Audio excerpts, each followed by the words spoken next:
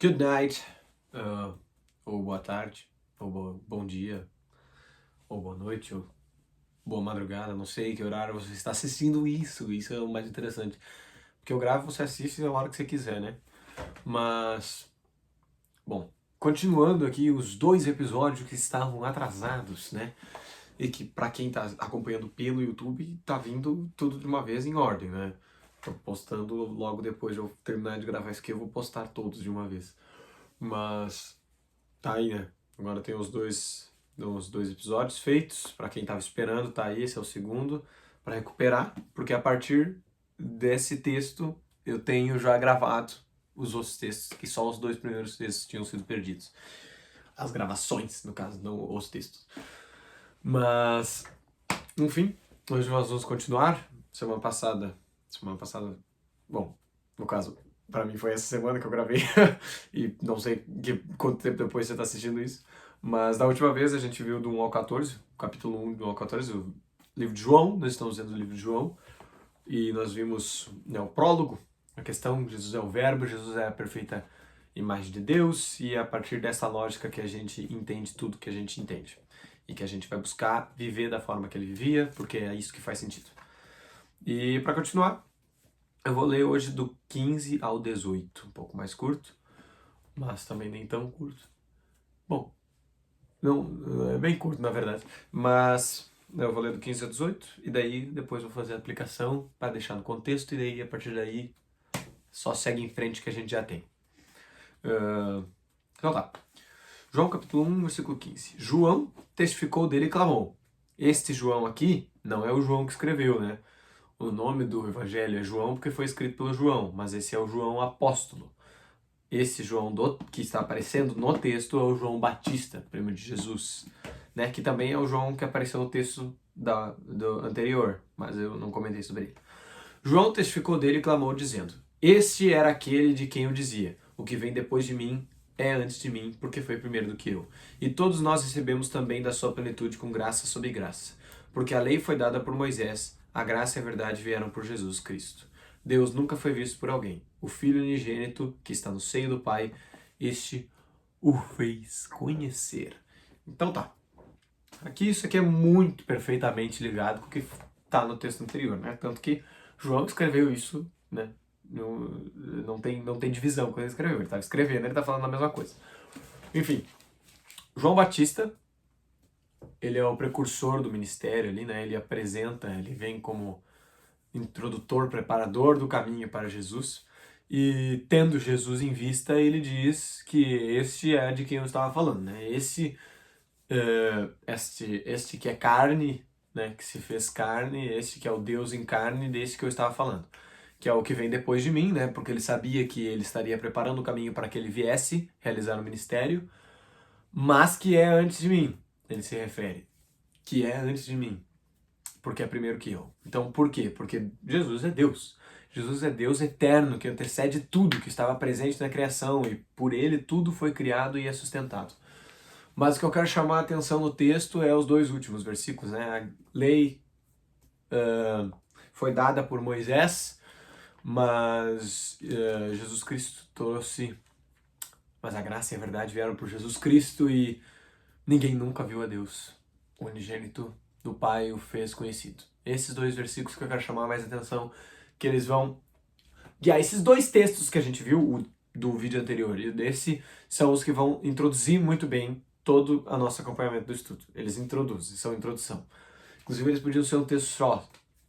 Eu podia ter feito ele como um prólogo completo, mas eu queria dividir para falar de um tema específico com esse texto aqui, que é o fato de como muitas vezes Jesus traz muito claramente a sua substituição da religião pela graça, né? Da religião pela espiritualidade, da lei pela graça. Que essa ideia é muito comum e a gente vai ver isso nos sinais do ministério dele em seguida, né? Isso vai ser falado, eu já sei porque eu já fiz, né? Mas já está gravado e isso vai ser dito. Vocês vão entender melhor, mais bem explicado esse conceito. Mas é o conceito base de que Jesus, ele tornou a religião obsoleta. Ele não veio estritamente para isso, ele veio para salvar o homem, ele veio para salvar o mundo. E ao salvar o mundo, sendo nós salvos, tornou totalmente obsoleta a lei e a religião, né? Ela passou a época da lei, passou a época da religião, e agora nós vivemos na época da graça. E esse é o conceito, porque isso precisa ficar muito claro para vocês que forem acompanhar todo o estudo. Entender essa diferenciação do que é a religião e do que é a espiritualidade, do que é a graça, do que é a lei. A religião, muito claramente, ela é uma obra humana. Ela se trata de a obra que o homem faz para se encontrar com Deus. Ela se trata desse movimento humano em direção a Deus para receber aquilo que ele precisa, né? Porque o homem separado de Deus necessitou de reunião. E a forma que ele teve para fazer isso foi através da religião e da lei, que foi através de obras mesmo, foi através de certas ações, foi através de uma certa maneira de viver e agir que fosse imposta para que ele se adequasse ao jeito divino. Ou seja, a religião se trata disso, do que você faz para que Deus lhe dê a recompensa que lhe é necessária. Enquanto Jesus ele traz a perfeita substituição disso, ele torna isso perfeitamente obsoleto, porque a sua obra foi completa. A sua obra funciona da maneira em que esse homem que fazia algo para Deus, agora recebe algo de Deus. Nós receberemos algo de Deus não porque fizemos coisas, mas simplesmente porque Deus decidiu dar de graça. E fez, ele montou a sua obra e a entregou à humanidade independente de quem fosse. Basta nós aceitar receber isso. E a obra é essa, de perdão, né? A obra em que Cristo vem, em que Cristo é o próprio Deus, o Filho de Deus, que se faz carne para sofrer junto a nós e perdoar os nossos pecados derramando seu sangue.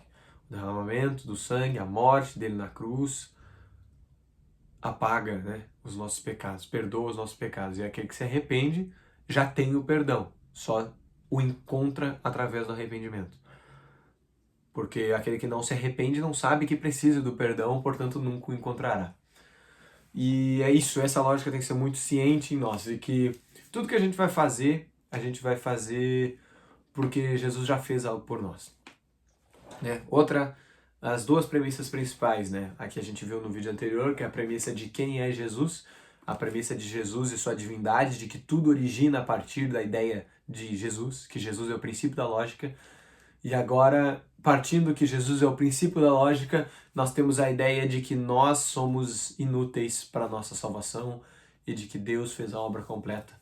E isso nos guia no estudo e nos guia no entendimento de como viver, de que essa busca incessante por viver o amor e viver a obediência a Cristo e viver a vida de Cristo não vem por causa de nós, não vem por causa do que a gente fez, mas no máximo por causa de algo que a gente entendeu, que é o fato de que Deus nos ama mais do que a si mesmo. Deus nos ama ao ponto de se entregar, Deus nos ama ao ponto de morrer para que a gente pudesse ter vida eterna, para que a gente pudesse ter reunião com Ele, para que a gente pudesse ser extensão dele, pudesse ser amor junto com Ele novamente. E nisso, ao entender tudo isso, nós decidimos viver esse amor, porque nós nos tornamos a nova árvore que agora dá um bom fruto. Nós agora fomos regados, plantados e cultivados por Deus para nos tornarmos a árvore que dá bom fruto. E isso não foi nós, porque nenhuma árvore se planta. Ela, no máximo, pode vir de outra árvore, mas nesse caso foi guiado por o jardineiro. O jardineiro fez a obra, o jardineiro plantou e cultivou, podou essa árvore, cuidou bem dela para que hoje nós pudéssemos dar o bom fruto. E nós vamos viver isso. Nós vamos viver essa árvore que Ele permitiu que fôssemos de graça, né?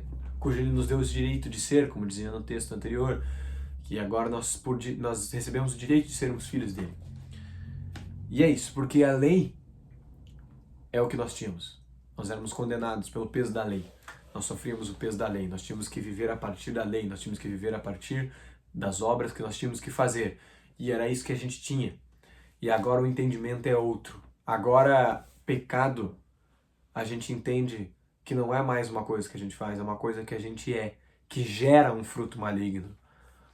O pecado é um estado de ser que gera um fruto maligno, com atitudes que nós chamamos de pecado, mas não porque elas são intrinsecamente pecado, mas porque elas são fruto de um ser pecaminoso. E que agora nós podemos ser livres dessas coisas muito mais porque somos livres daquilo que nós éramos. Porque Jesus trouxe a graça e a verdade. E a lei, cujo era um peso sobre nós, passa. A lei trazida por Moisés passa e agora nós podemos viver a graça e a verdade. Receber vida de graça e saber que isto é a verdade. Viver Jesus Cristo, que é a verdade, que é o caminho, que é a vida. Viver aquilo que é verdadeiramente vida. É isso que nós estamos aí. Nós estamos entendendo todo esse estudo para a gente viver aquilo que é vida. Porque a gente recebeu de graça essa vida, através da morte do próprio Deus. Porque agora a gente pode ser livre, é liberdade, é uma oportunidade de ser livre, de ser completamente fora, separado daquilo que nós éramos, para que a gente, para não seja mais a gente que vive, mas que seja Cristo que vive em nós. Tudo isso é uma bênção. Entendam isso, essa dádiva. Não ser a gente que vive, ser Cristo quem vive, ser amor junto com Deus, ser unido a Deus, ser livre do nosso estado de ser, são dádivas, são bênçãos, porque nós somos criados para isso. E isso vem da premissa do que nós vimos no vídeo anterior, de que nós originamos disso, e originar disso torna com que viver isso seja a melhor coisa que nós podemos viver. E Cristo, com todo o seu sacrifício, toda a sua obra, nos dá de graça a oportunidade de viver isso, porque nós tínhamos jogado fora essa oportunidade. E Ele nos dá isso de volta, totalmente gratuitamente. E se tornou obsoleta aquilo que a gente vivia. Nossos conceitos têm que ser deixados para trás. E isso é o que tem que ficar muito claro. Que tudo isso que eu estou apresentando como premissa de lógica. Você não vai ter como funcionar esse estudo tentando adaptar essas ideias à lógica que nós já carregamos. A necessidade de jogar a lógica fora. Porque Moisés trouxe a lei, mas Cristo trouxe a graça e verdade. Agora nós deixamos para trás aquilo que nós vivíamos antes e entendíamos antes como verdade, para viver a partir de agora aquilo que é realmente verdade, aquilo que realmente vem do próprio Deus, aquilo que foi manifestado enquanto Deus se fez homem, em Jesus Cristo. Aquilo que foi manifestado com a vida de Jesus. E agora nós podemos entender isso. E a gente precisa jogar nossa lógica fora. A gente precisa desmontar, a gente precisa deixar com que tudo isso desmonte aquilo que a gente já tem. A gente precisa pegar isso que a gente vivia, a maneira que nós funcionávamos, a maneira da vingança, a maneira do acúmulo de patrimônio, a maneira da vontade de agradar aos outros, a maneira de ter a mim mesmo como prioridade. Isso deve passar. Essas coisas têm que ser deixadas para trás, porque isso vem daquilo que eu sou. Mas agora eu vou me tornar uma outra coisa. Que não vive mais por essas coisas, mas sim vive pela simplicidade do amor e do ajudar ao próximo e ter o próximo como mais importante. Porque agora eu vivo para Deus, e Deus é o amor que estende a mão para dar o alimento e para ajudar o outro. É isso que nós vamos viver, é uma nova lógica. Uma lógica de não autopreservação. Uma lógica em que Cristo e o outro é o que importa. Em viver o amor ao outro. Eu vou dar esse exemplo que eu já dei outras vezes, eu acho que tem registrado em um vídeo. Que uma vez na minha turma, a gente estava lá em cima, no que tem na nossa escola, no colégio, tem uma região mais longe, um prédio mais longe, que é o prédio que a nossa turma do nosso técnico vai estudar às vezes, um prédio mais longe do principal, e a gente estava no prédio principal e estava chovendo. E o professor pediu que a gente fosse a outro prédio. E, inclusive, não estava chovendo, nós estávamos com uma incerteza de se choveria ou não. Na verdade, no momento acho que estava chovendo, não me lembro. Mas o ponto é que, para o professor, era muito melhor que a gente fosse até lá. Para nós, era muito melhor se a gente ficasse, porque a gente ia ter que ir na chuva. Inclusive, o professor era muito mais fácil, ele tinha o carro para se locomover. Era uma injustiça feita conosco. E agora aí que entra o pulo do gato, quanto é radical essa ideia nova que a gente tem. De que eu tomo a decisão de que ir na chuva é o correto. Independente do quão injusto isso seja comigo.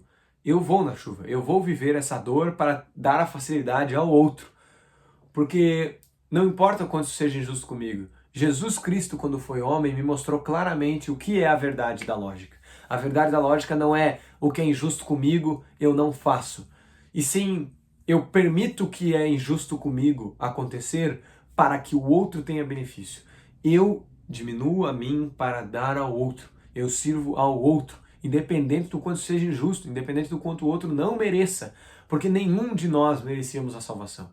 Nenhum de nós tínhamos o direito de viver essa vida em abundância que Cristo nos dá. Essa vida de alegria, toda essa transformação. Antes de você olhar para alguém e dizer, eu não vou fazer isso porque ela não merece, lembre-se do fato de que você rejeitou Deus. Você olhou para Deus e virou as costas. E isso foi a pior decisão possível, porque viver com Deus era a melhor coisa. Só que agora você escolheu desprezar aquele que tinha tudo de melhor para te dar. E ele escolheu fazer o maior sacrifício para que você pudesse viver com ele novamente. Para que a gente pudesse voltar a ser amigo dele. Para a gente voltar, para a gente se tornar filho. Ele fez esse sacrifício por nós que tínhamos virado as costas. A gente não merecia nada disso.